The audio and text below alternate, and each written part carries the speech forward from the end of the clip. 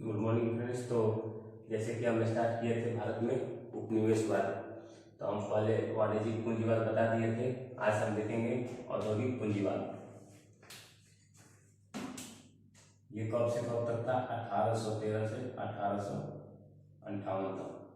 इसके बाद ये साल 1857 की क्रांति होती है और अगस्त 1858 में ये सत्ता किसके पास चली जाती है? नवंबर 1858 में ये सत्ता ब्रिटेन के क्राउन के पास चली जाती है। यानी पहले जो ईस्ट इंडिया कंपनी थी अब उसकी सत्ता हट जाती है और फिर ये कहाँ चली जाती है? ब्रिटेन के महारानी के हाथ में चली जाती है, महारानी विक्टोरिया के हाथ में। इसीलिए इसको कब से कब तक माना जाता है? 1813 से 1858 तक, सेकेंड चरण में। इसमें क्या हुआ कि यूरोप में औद्योगिकरण हुआ, यूरोप में औद्योगिकरण हुआ। औद्योगिकरण हुआ इसका मतलब मशीनें आने लगी, मशीनें बनने लगी। जब मशीन बनने लगी और जब मशीन का डेवलपमेंट हो गया, जब मशीनें विकसित हो गई तो ये लोग क्या करने लगे? उसी मशीन से सामान बनाने लगे। इसका मतलब सामान उन्नत किस्म का हो गया, यानी जो भी वस्तुएं बनती थी वस्तुएं उन्नत किस्म का विकसित होने लगा। वस्तुएं उन्नत किस्म की विकसित होने लगी। कहाँ? ब्रिटेन में। यहाँ पे उन्नत किस्म की विकसित होने लगी और मशीन आने लगी। इसका मतलब सामान बनने में तेजी आने लगी। यहाँ पर और लिख लीजिए,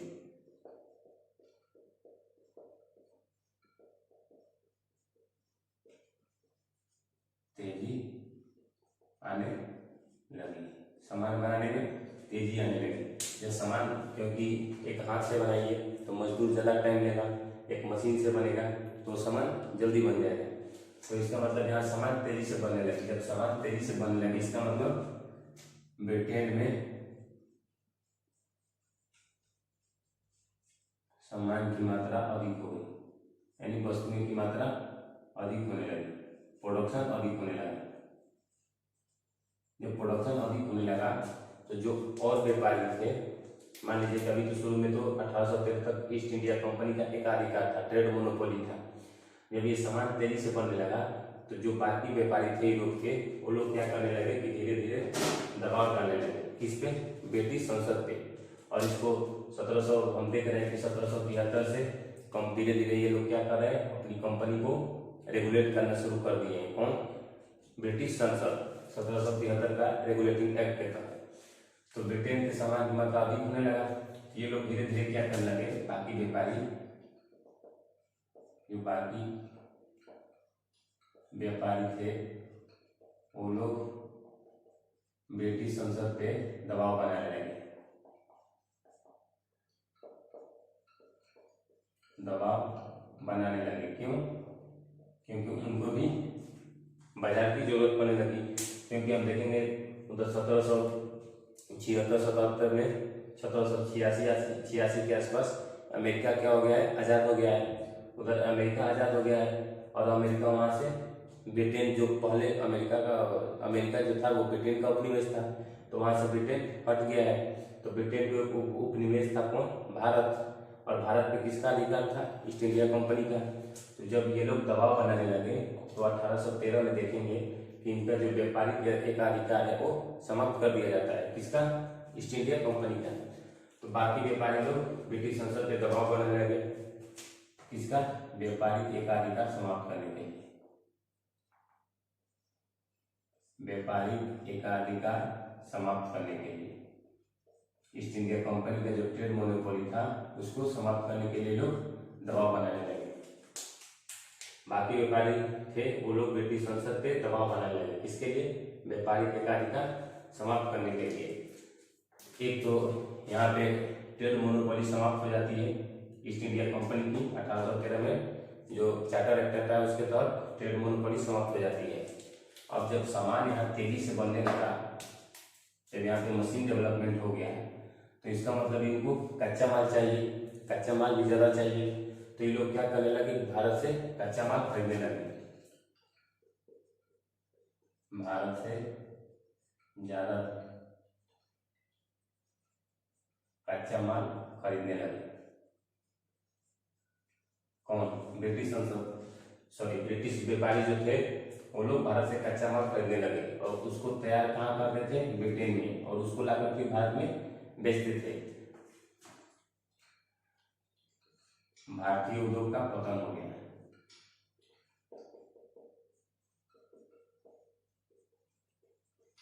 भारतीय उद्योग का पतन हो गया। क्यों? क्योंकि एक तो यहाँ से जो कच्चा माल है वो ब्रिटेन चला जा रहा है, दूसरी बात कि जो ये सामान बन रहा है वो उन्नत क्वालिटी का होगा, उन्नत किस्म का होगा। अगर उसको बेचेंगे तो ये लोग क्या करेंगे? लोग की जो उन्नत किस्म का जो सामान है लोग उसको पहले खरीदेंगे। इसके बाद में भारतीय, चाहे हम हो चाहे आप कोई भी हो, अगर आप देखते हैं कि जो अच्छा कपड़ा है आप उसी को खरीदते हैं। मान लीजिए कपड़ा हुआ चाहे जो भी हुआ, आप देखते हैं कि जो अच्छा है और उसी को आप खरीदते हैं। ये नहीं देखते हैं कि वो कहाँ से बना है, भारत से बना, कहीं से बनकर आया हो, लेकिन जो उन्नत क्वालिटी का होता है पहले आप उसको खरीदते हैं। तो उसी तरह तो उस टाइम के भी जो लोग थे कि जो लोग देखते थे कि हाँ ये देखने में अच्छा लग रहा है तो लोग उसी को खरीदते थे। तब भारतीय उद्योग का पतन होने लगा क्योंकि भारतीय जो उद्योग थे वो हस्तशिल्प थे, यानी हाथ से बने हुए सामान थे, तो उतना उन्नत क्वालिटी के थे नहीं। और यहाँ से कच्चा माल भी चला जा रहा है, तो कच्चे माल की कमी होने लगी भारत में, जिसके कारण भी भारतीय उद्योग का पतन हो गया। और ये लोग क्या करने लगे? भारतीय सामान पे टैक्स ज्यादा लगा दिए। भारतीय सामान पे टैक्स ज्यादा लगा दिए। जब भारतीय सामान पे टैक्स ज्यादा लगा दिए तो भारतीय सामान क्या हो गई? महंगी होने लगी। जब भारतीय सामान महंगा होने लगा तो इनका सामान सस्ता होने लगा, देखने में भी अच्छा है और दाम भी कम है। तो ये लोग क्या करने लगे? भारतीय लोग इनके सामान पर खरीदारी करने लगे। इससे भी क्या हुआ? भारतीय उद्योग का पतन हो गया। इसके बाद आप देखेंगे कि यहाँ पे ये लोग क्या करने लगे? आंग्ल मराठा युद्ध 1813 से 1817-18 में जो थर्ड आंग्ल मराठा युद्ध हुआ था। इसके बाद आंग्ल सिख युद्ध, आंग्ल सिख युद्ध 1845 से 49 तक जो आंग्ल सिख युद्ध हुआ था उसमें इन दोनों में क्या हुआ था कि यहाँ पे मराठा लोग हार गए थे और यहाँ पे सिख लोग हार गए। तो जब सिख हार गए तो इनके एरिया पे भी किसका कब्जा हो गया? अंग्रेजों का कब्जा हो गया। जो मराठा आर्य पेशवा उनके क्षेत्र में भी किसका कब्जा हो गया? अंग्रेजों का कब्जा हो गया। तो इन दोनों लोग क्या करने लगे कि वहां से भी कच्चा माल, वहां से भी ये लोग कच्चा माल खरीदने लगे, उस एरिया से भी वहां से भी कच्चा माल खरीदने लगे और उसको कहाँ? ब्रिटेन लेकर जाने लगे। इसके बाद क्या हुआ? जब लॉर्ड डलहौजी का कार्यकाल आया 1854 में, तो उन्होंने एक सिद्धांत लाया था हड़प की नीति, डॉक्ट्रिन्स ऑफ लैप्स, यानी हड़प की नीति।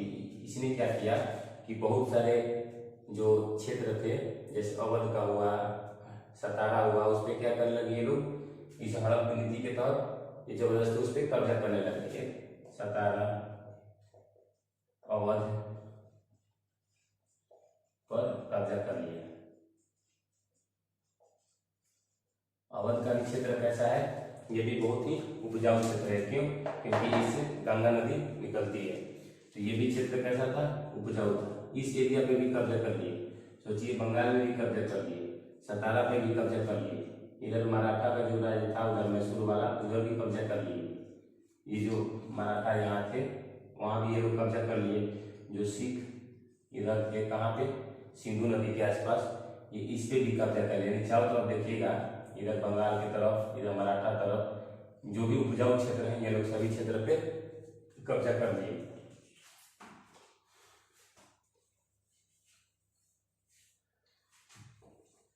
सतारा और अवध पे ये लोग कब्जा कर लिए। किसके तहत? हड़प नीति के तहत, जिसके कारण क्या हुआ? भारत के उद्योगों का भी पतन शुरू हो गया था।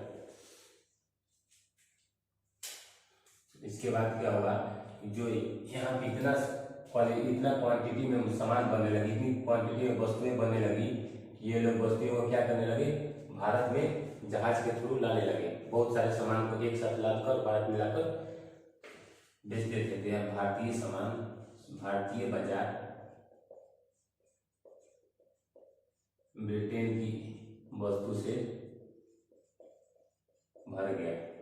जब ब्रिटेन की वस्तु से भारतीय सामान भर गया और ये देखने में भी अच्छा था तो लोग क्या करने लगे, इसको खरीदने लगे। किनके? ब्रिटेन की वस्तु को।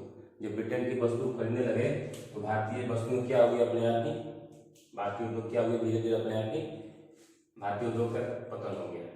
तो ये जो औद्योगिक पूंजीवाद था, इसके बाद ट्रेड मोनोपोली तो यहीं खत्म हो गई, ट्रेड मोनोपोली खत्म हो गई है।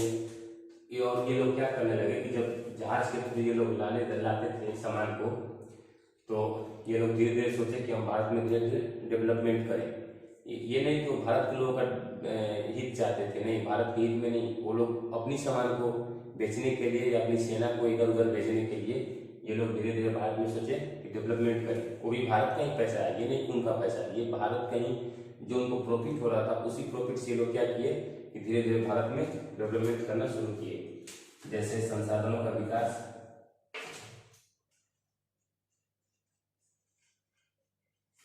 संसाधनों का विकास जैसे रेलवे, डाक तार, जो भी डाक तार सेवा थी, रेलवे थी, उनका इन्होंने क्या किया, संसाधन का विकास किया। इसके बाद ये लोग सोचे कि जब हमारा सामान यहाँ पे आ गया है, 1813 में भी देखेंगे ये लोग क्या सोच रहे थे कि हम ईसाई मिशनरी को भारत भेजें और उनकी जो विचारधारा है, जो मिशनरियों की विचारधारा है, उसका प्रचार प्रसार शुरू करें।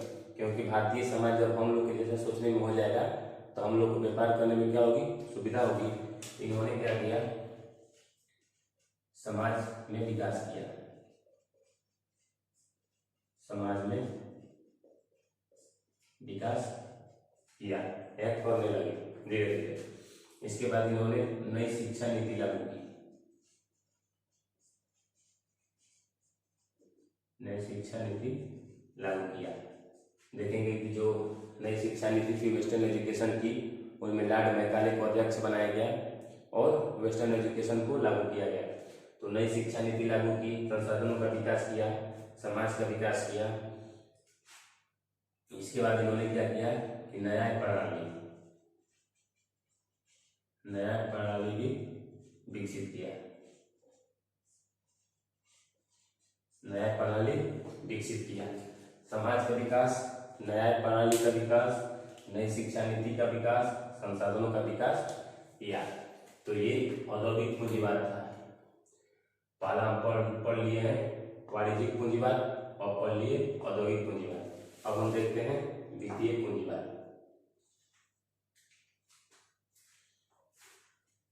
इसको मिटा देते हैं।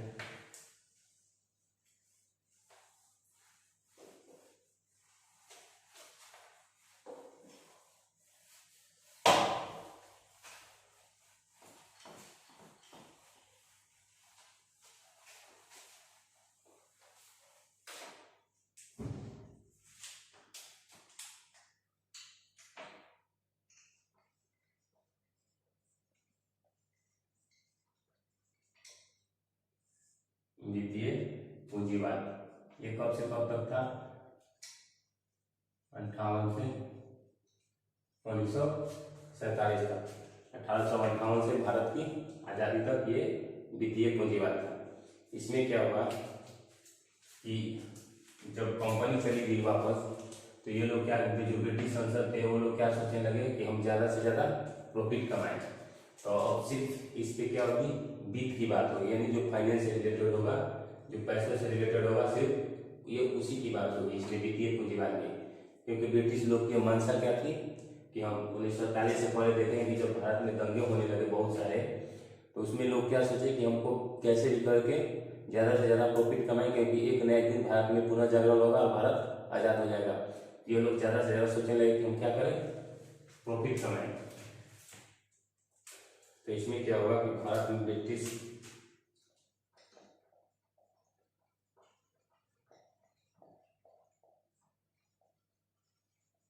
अधिक धन कमाने के लिए सोचने लगे या कमाने लगे, अधिक धन कमाने लगे। भारत ब्रिटिश से अधिक धन कमाने लगे इसमें। और इसके बाद ये भारत में क्या किए, जो भी प्रॉफिट हो रहा था, मान लीजिए कि 100 में 70 रुपये का सामान 100 में बेचे, 30 का प्रॉफिट हुआ, यानी 200 का सामान जो भी प्रॉफिट हुआ उनका, और ये क्या करने लगे कि जो प्रॉफिट हो रहा था उसी को क्या कर रहे थे, भारत में निवेश कर रहे थे। और किस रूप में निवेश कर रहे थे, ऋण के रूप में निवेश कर रहे थे। ये लोग क्या करने लगे, भारत में निवेश करने लगे,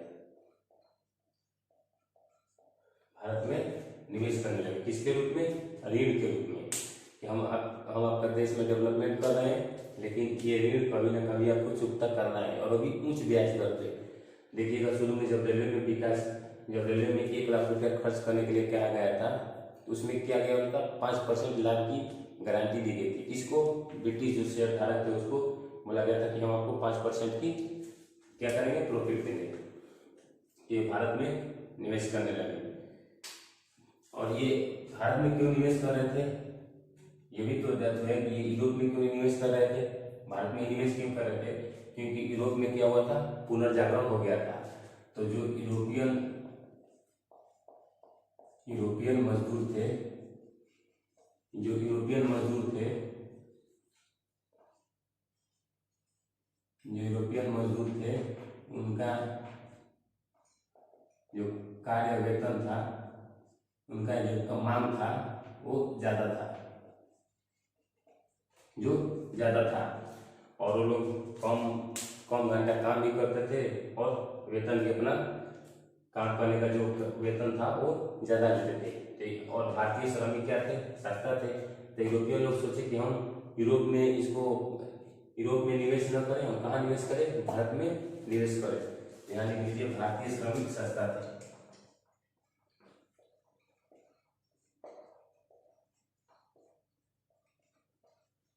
सस्ता थे। तो भारतीय श्रमिक सस्ता थे, तो ये लोग क्या करने लगे कि भारत में ही निवेश करने लगे, क्योंकि उनको कम दाम पे ही उससे ज़्यादा प्रॉफिट मिल रहा है। ये अगर ब्रिटेन में करते तो ब्रिटेन में 5% टैक्स नहीं लगाते, या 10% टैक्स नहीं लगाते, या ये नहीं बोलते कि हम शेयर धारक को 10% प्रॉफिट देंगे या 50% प्रॉफिट देंगे, लेकिन भारत में जो मन करता वो कर लेते थे। इसीलिए लोग क्या करने लगे, भारत में निवेश करने लगे, और यहाँ के श्रमिक भी सस्ता थे, इसीलिए लोग क्या करने लगे कि भारत में निवेश करने लगे। इसके बाद इन्होंने रेलवे में निवेश किया,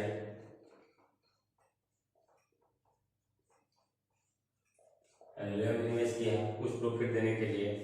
डाक तार सेवा जो भी था, डाक या तार सेवा, उसमें भी निवेश किए।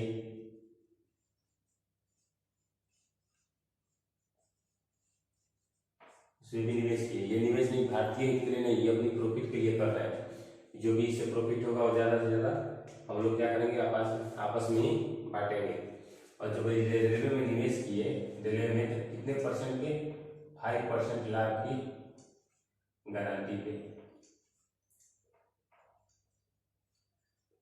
5% लाभ की गारंटी पर निवेश किए। कौन, ब्रिटिश। 5% लाभ की गारंटी पर शुरू में ही निवेश किए। इसके बाद इन्होंने बागान का निवेश किया। बागान जो भी था, चाय बागान, कॉफी बागान, ये लोग क्या किए कि उसमें भी निवेश शुरू करने लगे, क्योंकि जो चाय का मांग है वो यूरोप में ज़्यादा है या अमेरिका में ज़्यादा है। चाय की मांग अभी भी देखिएगा तो अमेरिका में ज़्यादा है। सबसे ज़्यादा चाय का निवेश कौन करता है, अमेरिका। तो बागान का निवेश करने लगे, वहाँ से चाय, कॉफी, रबर आदि का ये लोग क्या करने लगे, प्रोडक्शन करने लगे, और उसको यूरोप में ले जाकर बेचते थे, जिनसे उनकी अधिक से अधिक लाभ प्राप्त हुआ। इसके बाद बैंकिंग विकास हुआ, बैंकिंग विकास, इन्हें बीमा क्षेत्र में निवेश, बीमा क्षेत्र में निवेश किए, ये बीमा क्षेत्र में निवेश। इसके बाद बैंकिंग में निवेश आदि करने लगे, किस लिए, प्रॉफिट के लिए। और जो भी ये लोग ऋण देते थे, जैसे मान लीजिए आज भी ये बैंकिंग क्या होती है कि लोग यहाँ लोन लेने जाते हैं, ऋण लेने जाते हैं, तो ये लोग क्या करने लगे, सार्वजनिक ऋण देने लगे,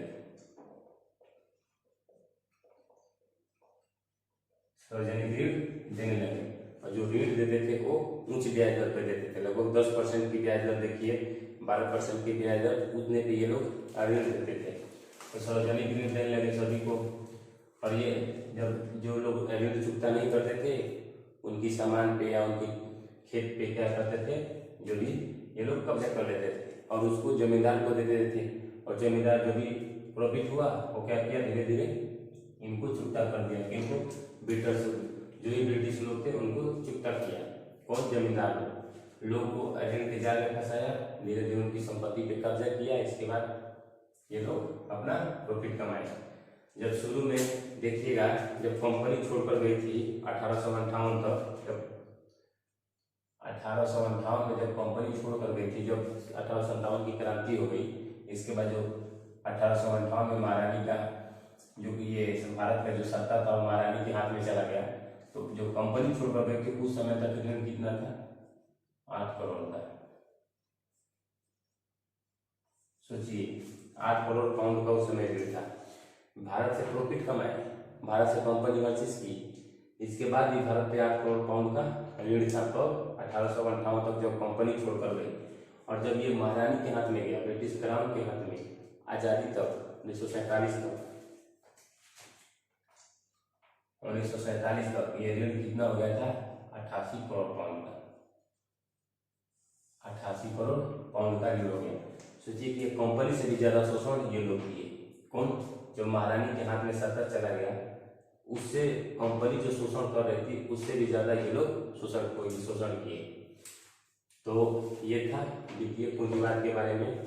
हम नेक्स्ट क्लास में देखेंगे कृषि का वाणिज्यीकरण, यानी जो ये अंग्रेजों ने क्या किया कि जब इनको सामान की मांग होने लगी, जब ब्रिटेन में, तो ये लोग कच्चे सामान की जब मांग होने लगा तो ये लोग क्या करने लगे, कृषि का भी क्या किए, वाणिज्यीकरण कर दिया। और उसमें देखेंगे कि नील, चाय, कॉफी, जो भी नकदी फसलें हैं उसका उत्पादन ये लोग ज्यादा करने लगे भारतीय किसानों से।